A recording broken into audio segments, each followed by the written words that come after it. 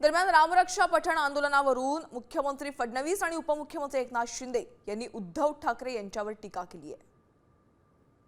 पानं तरी रामरक्षेचे वाचावे। राजकीय आंदोलन रामाच्या नावाखाली करणं योग्य नाहीये। मागच्या वेळेस ते रामरक्षा वाचू शकले नाहीत। मी देखील त्यांची तयारी असेल तर त्यांच्यासोबत रामरक्षा म्हणायला तयार आहे। मला पूर्ण रामरक्षा येते। समजा नसती आली तरी किमान वाचता ते यायला पाहिजे। तुम्ही रामरक्षा आंदोलन करता आणि रामरक्षाच वाचता येत नाही, हे कुठलं आंदोलन आहे तुमचं? तुम लढो हम कपडा संभालते है, अशा प्रकारची परिस्थिती आहे।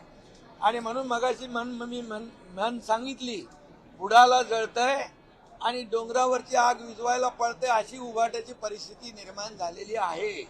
किती काही केलं तरी सुद्धा, किती हिंदुत्वाचा हाव आणला तरी सुद्धा, हिंदुत्व त्यांनी बाळासाहेबांचे विचार सोडले तेव्हाच सुटलेला आहे।